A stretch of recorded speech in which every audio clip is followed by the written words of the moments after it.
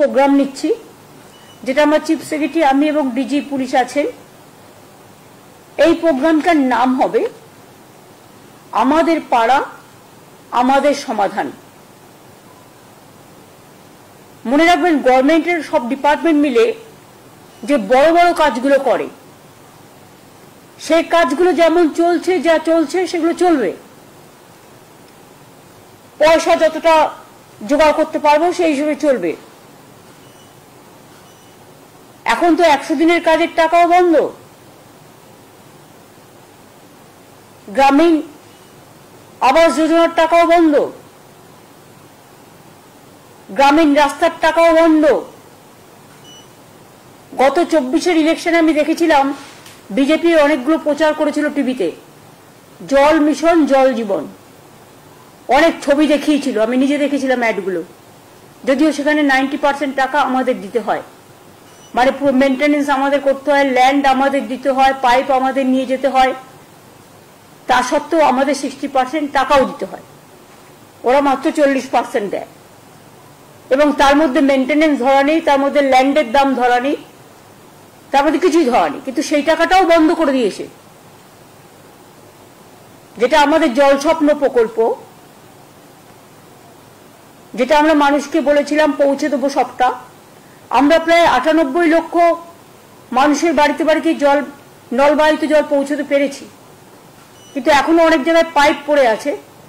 কিন্তু যেহেতু total ফান্ডটা government of India বন্ধ করে দিয়েছে, তাই আমরা জমি দেওয়া সত্ত্বেও, আমরা পাইপ ফেলা সত্ত্বেও, আমরা আমাদের টাকা দেওয়া সত্ত্বেও সেই কাজটা এখন আটকে আছে।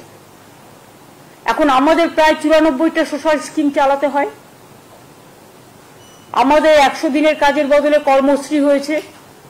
আমি আপনাদের আগেই বলেছি, প্রায় 75 লক্ষ জব কার্ড হোল্ডারদের আমরা কাজ দিয়েছি। এছাড়াও আরো যে স্কিম আছে, লক্ষ্মীর ভান্ডার বলুন, কৃষক বন্ধু বলুন, সবুজ সাথী বলুন, তরুণের স্বপ্ন বলুন, ঐক্যশ্রী বলুন, শিক্ষাশ্রী বলুন, মেধাশ্রী বলুন, সবুজশ্রী বলুন, 94টা স্কিম গভর্নমেন্টের আছে। এই টোটালটাই আমরা চালাই। স্বাস্থ্য সাথী থেকে শুরু করে, বিনা পয়সায় রেশন দেওয়া থেকে শুরু করে, আমরা সবটাই চালাই। কিন্তু আমাদের প্রায় 1,75,000 কোটি টাকার উপরে, এখন টাকাটা আরো বেড়েছে। সেন্ট্রাল গভর্নমেন্ট আমাদের টাকা আটকে রেখেছে, আমাদের দেয়নি, আমাদের পাওনা টাকা, বকেয়া টাকা। কিন্তু তা সত্ত্বেও বাংলার মানুষের আশীর্বাদের, শুভেচ্ছা এবং দোয়ায় বলতে পারেন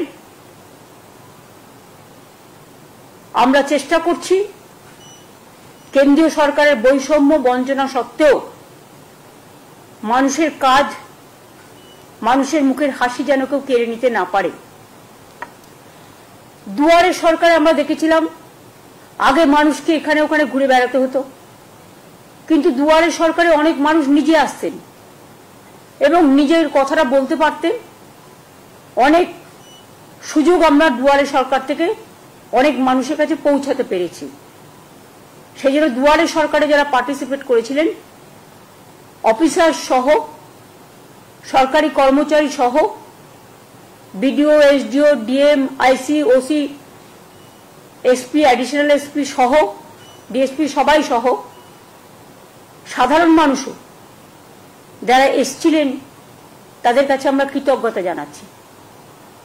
আমরা অনেক সময় দেখি ছোট ছোট পাড়ায় হয়তো একটা কলের দরকার, হয়তো একটা ছোট্ট পাড়া, তার একটা ছোট্ট গ্রামীণ রাস্তা অল্প করে করে দিলে তাকে কাদায় হাঁটতে হয় না। অনেক সময় আমরা বিদ্যুৎ পৌঁছেছি অনেক জায়গাতেই, কিন্তু বাই চান্স যদি কোনো জায়গা বাদ হয়ে যায়, যেখানে ইলেকট্রিসিটি নেই, হয়তো একটা ইলেকট্রিক পোল বসাতে হবে বা বর্ষায় ভেঙে গেছে, এই রকম ধরনের ছোট ছোট কাজগুলো। ধরুন একটা আইসিডিএস সেন্টারের বাড়ি ভেঙে পড়েছে, তার ছাদটা করে দিতে হবে। ধরুন একটা স্কুলের ছাদটা দিয়ে জল পড়ছে, ওই ছাদটা করে দিতে হবে, পুরো স্কুল বিল্ডিং নয়, ছাদটা। এইরকম ছোট ছোট কাজের জন্য আমরা একটা প্রোগ্রাম নিয়েছি গভর্নমেন্টের, আমাদের পাড়া আমাদের সমাধান। এক্ষেত্রে সিস্টেমটা হচ্ছে আমাদের সরকারি প্রকল্পে অনেক মানুষ অংশ নিয়েছেন। এবার মানুষের প্রকল্পে আমাদের সরকার পথে নামছেন। যদিও এটা খুব ছোট্ট প্রোগ্রাম, কিন্তু যদি বিস্তৃতি দেখেন তাহলে এর বিস্তৃতি খুব ব্যাপক। মাননীয় প্রধানমন্ত্রীজি বারবার বলেছেন আত্মনির্ভরশীলতার কথা, কিন্তু কার্যক্ষেত্রে কিছু হয়নি। করতে হয় টোটালটাই স্টেটকে। আমরা এখানে কি করছি? আমরা যেটা আমাদের পাড়া আমাদের সমাধান, সারা দেশে এইরকম উদ্যোগ এই প্রথম। এখানে মানুষ নিজেদের বুথে, ওই ব্রিজ নয় বা স্কুল নয় বা বড় বড় প্রোগ্রাম নয়, সেগুলো যেমন ডিপার্টমেন্ট করে ডিপার্টমেন্ট করবে, এটা এক্সট্রা প্রোগ্রাম। গ্রামে ছোট ছোট সমস্যা থাকে, সেটা আমাদের সরকারি অফিসাররা শুনবেন এবং তাদের একটা জায়গায় একত্রিত করবে। 3টে করে বুথ নিয়ে একটা সেন্টার হবে, একটা পাড়া হবে। এবার 3টে বুথ নিয়ে আমাদের 80,000 বুথ আছে। এটা করতে 2 মাস সময় লাগবে, কারণ একটা বুথ থেকে আরেকটা বুথে যাবে, আরেকটা বুথ থেকে আরেকটা বুথে যাবে, এবং একদিন করে প্রত্যেকটা বুথে তারা সারাদিন থাকবে এবং সেখানকার সাধারণ মানুষ তাদের জন্য একটা করে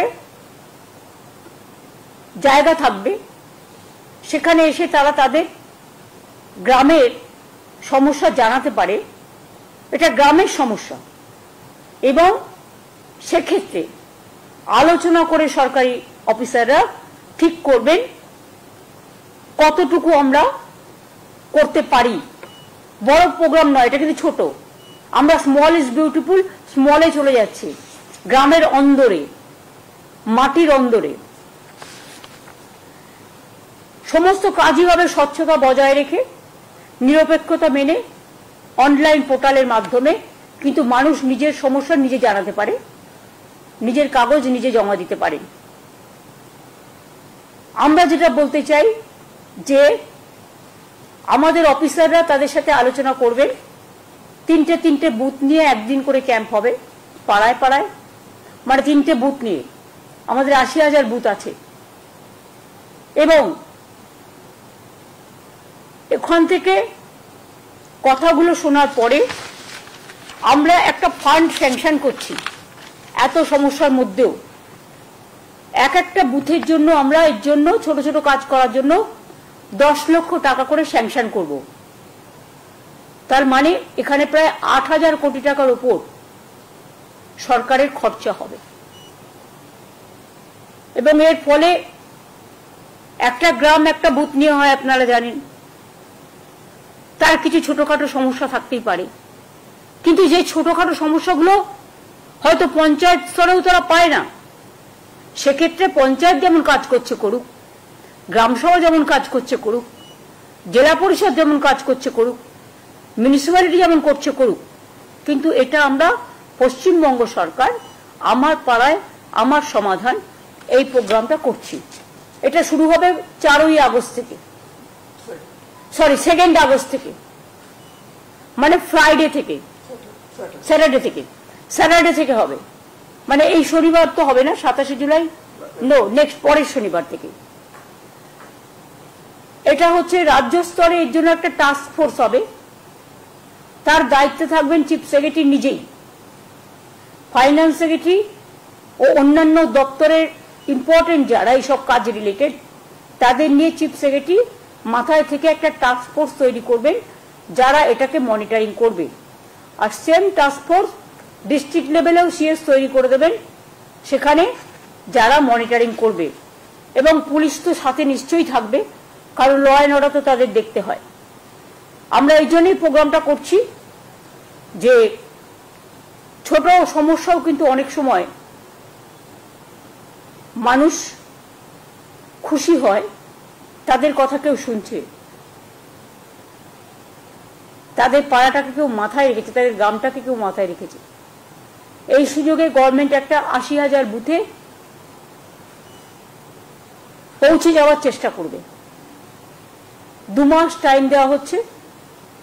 মাঝে পুজোর সময়টার জন্য 15 দিন ছুটি থাকবে, সেই 15 দিনটা আমরা পরের দিকে বাড়িয়ে দেব, কিন্তু আমরা বুথটাকে কমপ্লিট করব। এই প্রোগ্রামটার জন্যই ওপর থেকে নয়, নিচ থেকে মানুষের কথা শোনা এই প্রোগ্রামটার আসল উদ্দেশ্য। তৃণমূল স্তরে গিয়ে, এবং পাশাপাশি দুয়ারে সরকারও হবে। কেউ যদি দুয়ারে সরকারে নাম লিখিয়েছেন এখনো পাননি, যেটা আমরা করতে পারি, সেগুলো আমরা ডিসেম্বর জানুয়ারিতে করে দেব। যেমন লক্ষ্মীর ভান্ডার সহ কিছু আছে, নতুন এসছে, কাস্ট সার্টিফিকেটের ব্যাপার আছে, কোর্টে কেস আছে আপনারা জানেন, এইসব নানা রকম টাইপের ছোটখাটো কাজ আছে।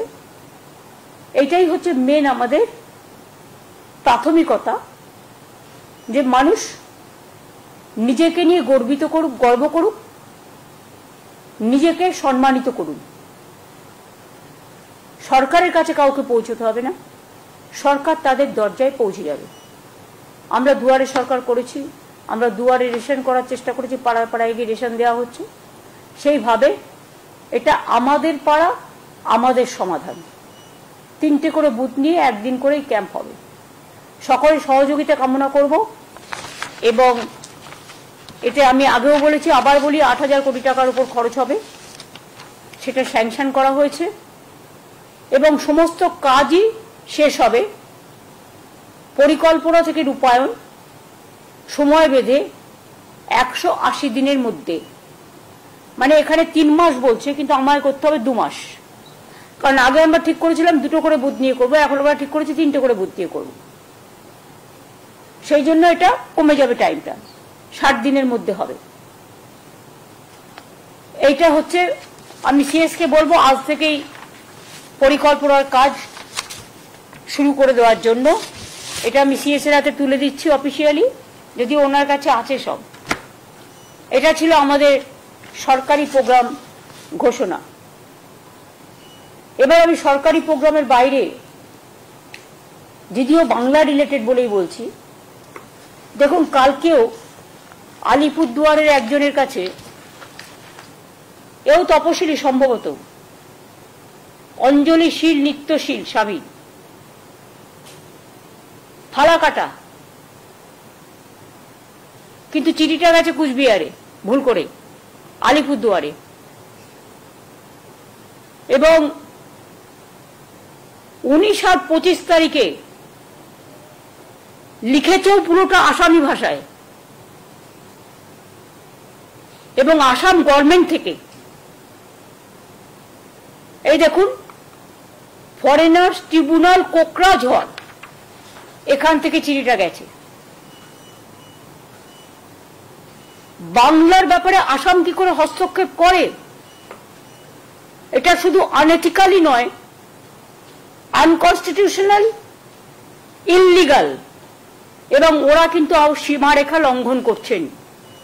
আমি ডাবল ইঞ্জিন সরকারকে, বিজেপিকে বলবো, নিজেদের চরকায় তেল দিন। ওখানে তো কালী মন্দিরও ভাঙছেন, দাঙ্গা করছেন, ঘরবাড়ি পুড়িয়ে দিচ্ছেন, মানুষ উচ্ছেদ করছেন, ডিটেনশন ক্যাম্পে সবাইকে রেখে দিয়েছেন, অনেক মানুষের নাম বাতিল করেছেন। এইভাবে যদি মনে করেন আপনারা দেশ চালাবেন, দেশটা কিন্তু বিভক্ত হয়ে যাবে। এবং দেশ যদি একবার বিভক্ত হয়ে যায়, তাহলে দেশের শক্ত কাঠামোটা নষ্ট হয়ে যাবে। এটা আমরা কেউ চাই না। আমরা চাই আমাদের দেশ ঐক্যবদ্ধ, শক্তিশালী থাকুক। এটা যদি কেউ চান, আসামি ল্যাঙ্গুয়েজে লিখেছে, আমি সৌম্যকে দিয়ে দিচ্ছি, সব প্রেসকে একটা করে কপি দিয়ে দেবে। আমি নিজে ভাষাটা পড়লাম, প্রথমে দেখে মনে করবেন ওটা বাংলা ভাষা, তা নয়। আসামের ভাষার সাথে বাংলা ভাষার কিছুটা মিল আছে, আমরা বুঝতে পারি, কিন্তু সবটা তো বুঝতে পারি না, কারণ সবটা সম্বন্ধে আমরা তো অভ্যস্ত নই। কিন্তু ডিটেলস ছুটিটা পুরো আমি বুঝতে পারলাম, লিখেছে আসামি ভাষায়। এবার দেখুন, বাংলাদেশ সাসপেক্ট করে আজকে আবার একটা চিঠি এসছে গভর্নমেন্ট অফ ইন্ডিয়া থেকে, হরিয়ানা থেকে, হরিয়ানার গুরগাঁও থেকে, ডাবল ইঞ্জিন সরকার।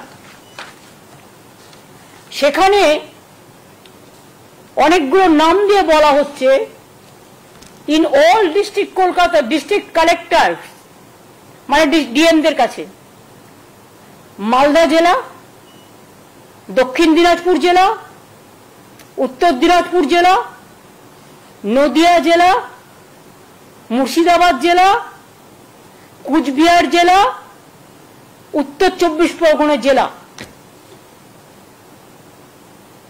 এবং অল এসপিকেও বলা হয়েছে যে এই নামগুলো সব ভেরিফাই করে ইমিডিয়েট আমাদের জানাও এমএইচ এর গাইডলাইন্স অনুযায়ী। এরা কি চাইছে, বাংলাটাকে দখল করতে নাকি? মানে গায়ের জোরে বাংলা রাজ্যটাকে উঠিয়ে দিতে?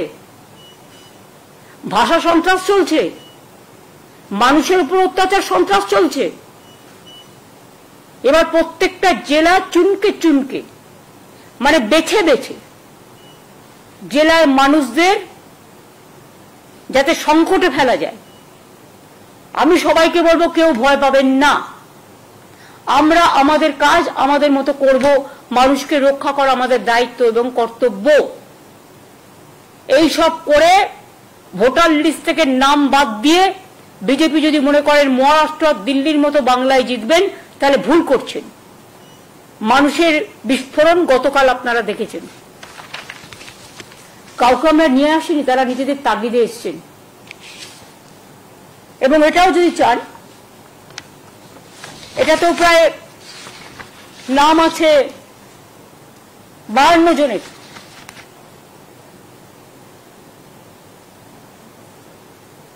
এটা যেহেতু সিক্রেট লেটার আপনাদের আমি দিচ্ছি না, কিন্তু আপনারা যদি দেখতে চান লিস্টটা আমি দেখিয়ে দিতে পারি, আমার কোনো প্রবলেম নেই।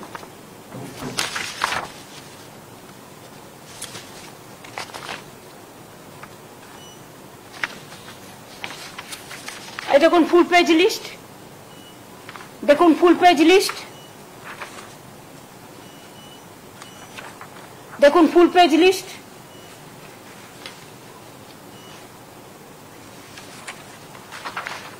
দেখুন ফুল পেজ লিস্ট, দেখুন ফুল পেজ লিস্ট, 52 পর্যন্ত সিরিয়াল।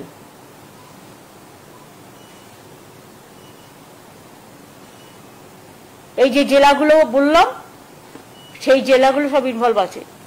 এবার আপনারা সাংবাদিক বন্ধুরা আমায় বলুন তো,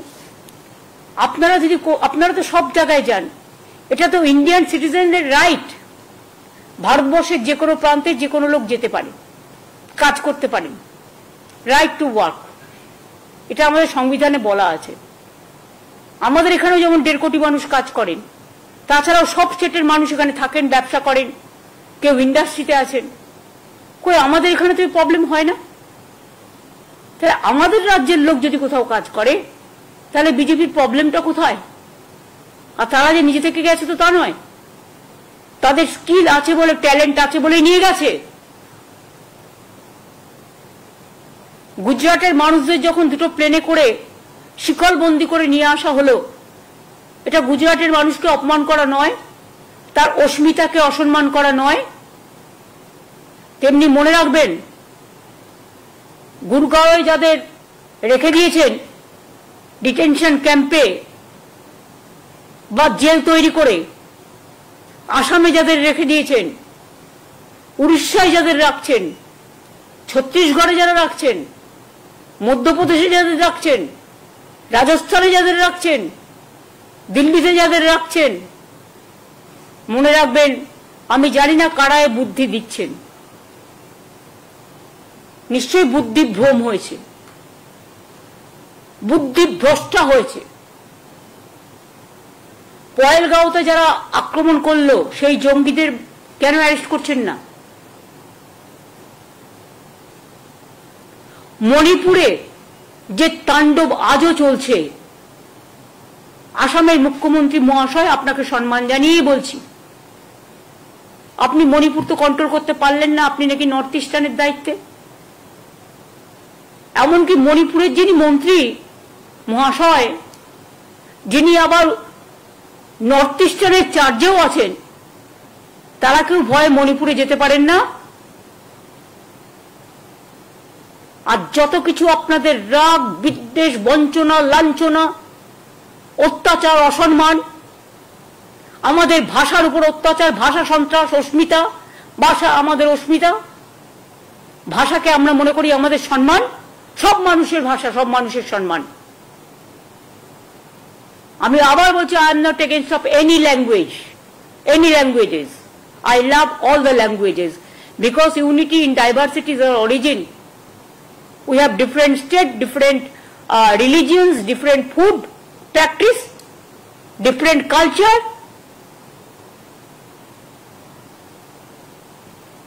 আমরা সবাই সবাইকে নিয়ে ভালো থাকি, এটাই ভারতবর্ষ। সারে জাহাঁ সে আচ্ছা হিন্দুস্তান হামারা।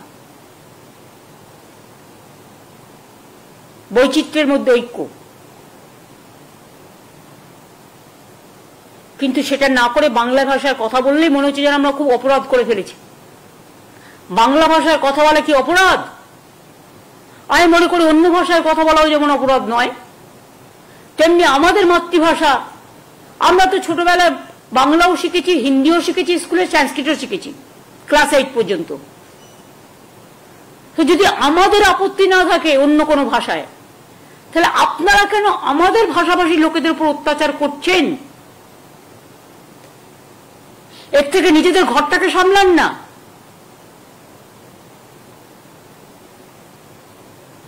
ঘরে আগুন লাগলে জলে আগুন নেভাবেন কি করে? আগে তো ঘর সামলান। বাংলার দিকে তাকানোর দরকার নেই। বাংলা 1 নম্বরে আছে, বাংলা 1 নম্বরে থাকবে। আর বাংলার মেধা, বাংলার প্রতিভা, নাসা থেকে ভাষা মাথায় রাখবেন।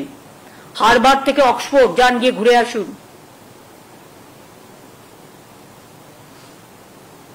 আমি একটা ছোট্ট বলছি, স্টোরির মতো, আমরা ছোটবেলা থেকে শুনে আসছি। একবার মা দুর্গা, কার্তিক আর গণেশকে, যেহেতু আমাদের ন্যাশনাল ফেস্টিভ্যাল হয়, ইউনেস্কো ট্যাঞ্জিবল ইনট্যাঞ্জিবল হেরিটেজ পেয়েছে, যে মা দুর্গা বলছেন কার্তিক আর গণেশকে, দেখি কে আমাকে সারা পৃথিবী তাড়াতাড়ি ঘুরে আসতে পারে, এই রকম টাইপের। হয়তো কথাটা ঠিক নাও হতে পারে, আমার ছোটবেলার স্মরণ থেকে বলছি। তখন কার্তিক মৌপঙ্খী নিয়ে, মৌ নিয়ে ঘুরে, তার বাহন নিয়ে ঘুরে বেড়ালো সারা পৃথিবী। কিন্তু গণেশ শুধু মাকে প্রদর্শন করলো। তখন মা বললেন, দেখলে তো, মাকে ঘোরা, মাকে নিয়ে ঘোরা, মাকে চারিপাশে ঘোরা মানে পৃথিবীকে ঘোরা। যেটা রবীন্দ্রনাথ ঠাকুরের ভাষায়, দেখিতে গিয়াছি পর্বতমালা, দেখিতে গিয়াছি সিন্ধু, দেখা হয় নাই চক্ষু মেলিয়া, ঘর হতে শুধু 2 পা ফেলিয়া, একটি ধানের শীষের ওপর একটি শিশির বিন্দু। এগুলো বাংলার অবদান, জাগরণের অবদান, জাতির অবদান। আমরা আজও গর্ব করে বলি, ন্যাশনাল সং লিখেছেন ইন্ডিয়ার বঙ্কিমচন্দ্র চট্টোপাধ্যায়, আর ন্যাশনাল আন্থেম লিখেছেন বিশ্বকবি রবীন্দ্রনাথ ঠাকুর। রামকৃষ্ণ বলুন, স্বামী বিবেকানন্দ বলুন, বিদ্যাসাগর বলুন, চিত্তরঞ্জন দাস বলুন, ক্ষুদিরাম, প্রফুল্ল চাকি, বিনয় বাদল, দীনেশ, মাতঙ্গিনী আচার্য, যাই বলুন না কেন, নেতাজি সুভাষচন্দ্র বোস। গান্ধীজিও খুব ভালোবাসতেন বাংলাকে, যদিও পোরবন্দরে তার জন্ম, গুজরাটে। কিন্তু তিনি যখন দাঙ্গা হচ্ছিল, তখন তিনি বেলেঘাটায় গান্ধী ভবনে বসেছিলেন ফ্রিডম অ্যাট মিডনাইটের দিন। কেন জানেন? যাতে দেশ ভাগের পরে কোনো দাঙ্গা না হয়, দাঙ্গা সামলাবার জন্য। তার মানে ভালোবাসতেন বলেই তো ছিলেন। বেলেঘাটায় গান্ধী ভবন আছে আমাদের। আমরা গান্ধীজিকে দেশের নেতা বলি, জাতির পিতা বলি। তখন কি ভাবি যে উনি কোন দেশ, কোন রাজ্যে জন্মেছিলেন? সেটা ভাবি না, আমরা ভাবি উনি জাতির পিতা। দেশের নেতা কেমন হয়? দেশকে যিনি ভালোবাসেন তিনি হয় দেশের নেতা। সুতরাং মানুষকে ভালোবাসলে তবেই দেশকে ভালোবাসা যায়, আর মানুষকে ভালো না বাসলে দেশকে ভালোবাসা যায় না। এইটুকুই আমার বলার ছিল। আমি ডকুমেন্টটা সিএস এর কাছে দিচ্ছি, কারণ যেহেতু ডকুমেন্টটা আমাদের কাছে এসছে। এই পর্যন্ত আজকে আমার বলার ছিল। তারপরে যদি এই সাবজেক্টের উপর আপনাদের কোনো কোশ্চেন থাকে, ইউ ক্যান। एक सवाल था पार्लियामेंट से जुड़ा हुआ। पहले आप बताओ, आप लोग तो हम जो कहते हैं वो आप कहते हैं, वो तो नहीं कहते। आप लोगों के ऊपर तो रेस्ट्रिक्शन होता है, बीजेपी जो कह देता है वही आप लोग कह देते हैं। आप कर सकते हैं ना, हम जो बोलते हैं करने का हिम्मत है। आज तो दूरदर्शन को भी ले लिया, एएनआई को भी ले लिया, सबको ले लिया, लेकिन आप पूछिए, आपका पूछने का हक है। कल पार्लियामेंट में राज्यसभा में ऑपोजिशन एमएलए से मूव किया था नोटिस जस्टिस वर्मा के खिलाफ, उसके बाद ही वाइस प्रेसिडेंट जगदीप धनखड़ ने उसको एक्सेप्ट किया। आप क्यों उसको घुमा रहा है? देखिए, जो हमारा पता नहीं है, एक चीज आप लोग को तैयार करके देता है, आप करते हैं, इसका अंदर में और कुछ गड़बड़ है, देख लो। क्यों आप इसको डेकोरेशन किया है? ये आपका डेकोरेशन हो सकता है, और इसको जवाब दिए हम नहीं कर सकता है। इसको पार्लियामेंट्री कमेटी सब है, एमपीज लोग है, उसको सवाल करने का आदत है, वो जब मौका मिलेगा करेगा। लेकिन आप तो क्वेश्चन तैयार करके ले आया, रिप्लाई तैयार करके ले आया, आपको कैसे पता चला इसके लिए किया? You cannot decide the political parties for what reason mister Dhankhar resigned. You cannot decorate that line.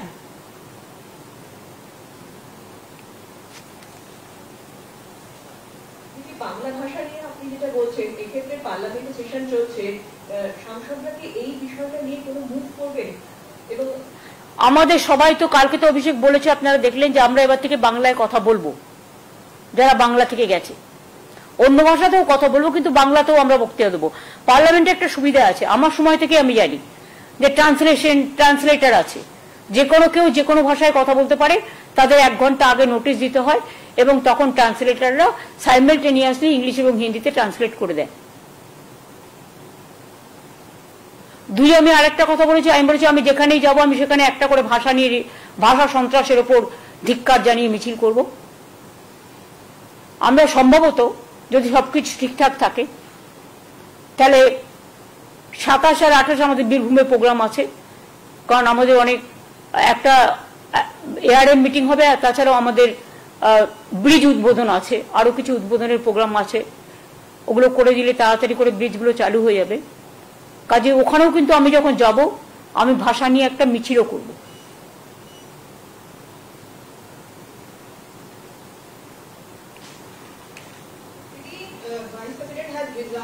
From the Rajya Sabha, but then he has cited him. You are from ANI? You are from ANI? No, Dili from PTI. PTI, okay. Then he is from ANI, na?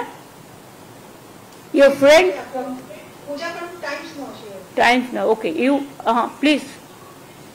Bolo. They are saying that Mr. Dhandar has resigned citing the reason of health issues. Now, how do you see that? I don't have any comments about it, because let us see the things. Let us watch. He is wealthy man. He is a healthy man. I think his health is absolutely okay. দিদি, বিরোধীরা বলছে যে vote পর্যন্ত তৃণমূল কংগ্রেস এই বিষয়টা চালিয়ে যাবে, বাংলা ইস্যুটা। কেন ভোট পর্যন্ত? কেন সারা জীবন চালিয়ে যাবে। তৃণমূল যখনই এ ধরনের সন্ত্রাস হয়েছে তখন লড়াই করেছে, লড়বে।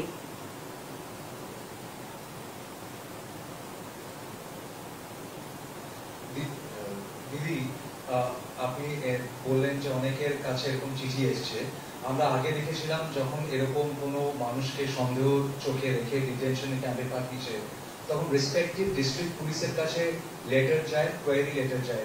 এখন কি সরকার থেকে কোনো স্ট্যান্ডার্ড ইনস্ট্রাকশন পুলিশের কাছে যাবে যে সরকারকে না জানিয়ে পুলিশ নিজেদের? তারা তো আগেই তাদের ভরে দিয়েছে, পরে তো আমরা জানতে পারছি, তখন আমাদের ইনফরমেশন আমরা দিয়ে দেবো। তাহলে এখানে যারা আছে তাদের সম্বন্ধেও এই কোয়ারি হবে। তো এখানে যে মানুষগুলো কাজ করে তাদের সম্বন্ধেও এই কোয়ারি যদি স্টার্ট করি আমরা, সেটা কি ভালো দেখাবে? আমি করতে চাই না, কারণ we respect each and everybody.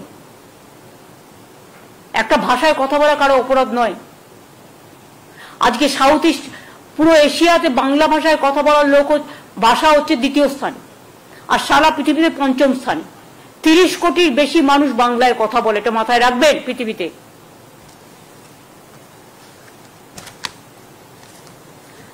I think হয়ে গেছে। আমার আবার ইউনিসেফের ওরা আসবে, আমার মিট করতে হবে। একটা জিনিস সেখানে জিজ্ঞেস করা ছিল, সেটা হচ্ছে যে এই যাদের নিয়ে কোয়েরি